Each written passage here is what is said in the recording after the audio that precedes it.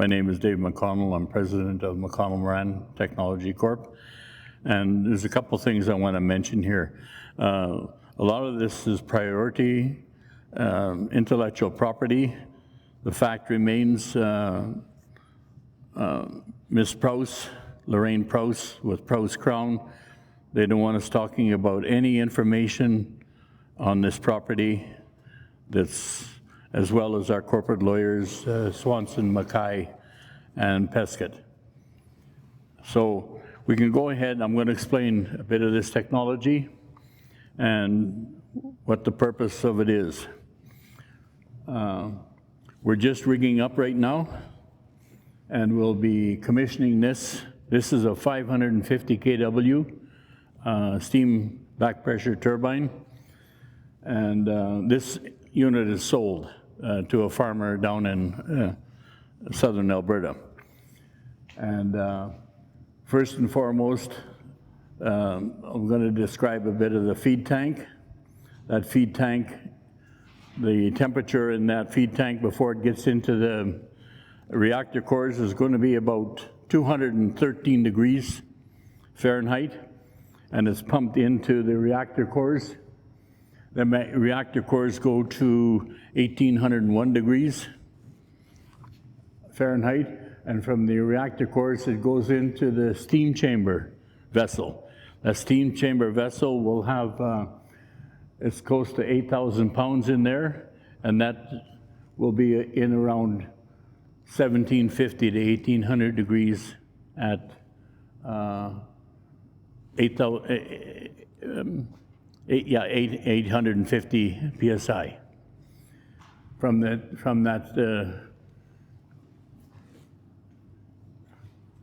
this vessel chamber, it goes into the back pressure Westinghouse steam turbine. And the pressures going into that, there'll be 355 psi at about 600 degrees Fahrenheit. From that back pressure turbine, it'll be running, this is 550 kW generator. And that, we can build that up a bit more depending on how much our computers let it be, but the maximum on this will be about 550 kW. Okay, one more thing.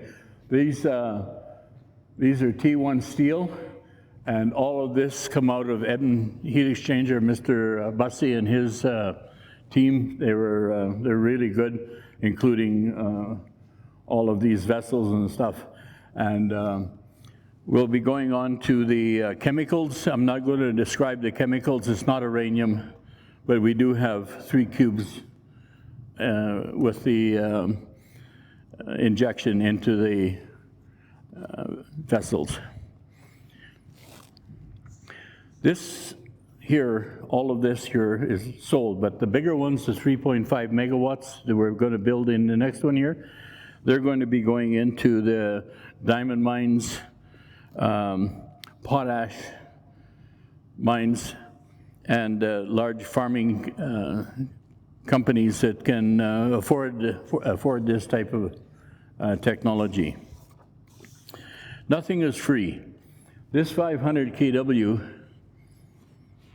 generation system, we have to pull green power off the substation to run this, because everybody wants to know what's going to be running this, and it's green power from the grid. And it's, for this operation here, it's going to take 8,760 hours a year running with computer automatic, and it's going to take 85 kW a megawatt hour. These Emerson heaters, they go into there's 2 of them, there's another one in the other shed there. They go into the feed tank system, and that's what gets in. Our partners in New York, as I was mentioning before, that the steam chamber, the vessel, there'll be plus 6,000 pounds up there And the circulating time, for every 500 kW hour, it'll rotate about 2.1 times. So in other words, about 12,000 pounds. And especially the 3.5 megawatts we're building in the next 2 bays, they will be used also with wind farm facilities, because wind farms, the capacity factor out of 8,760 hours a year, their capacity is only in production is only about 42 to 51%. And the other time is down where these will help them out. And again, as I mentioned, it'll be used for mining and things of that nature. But I think we're pretty much done. At the end, when we're commissioning this, we'll have the crew back in to do the monitoring, and then our computer systems will be automatic on that. When we're function testing this, we'll be running it for approximately 7-8 hours at 25%, and then the next, on the 24 hours, we'll run this at 75%, and then when we start to commission, we'll be running total hands-off, and we'll be commissioning for about 3 to 4 days for real-time data acquisition in the computers.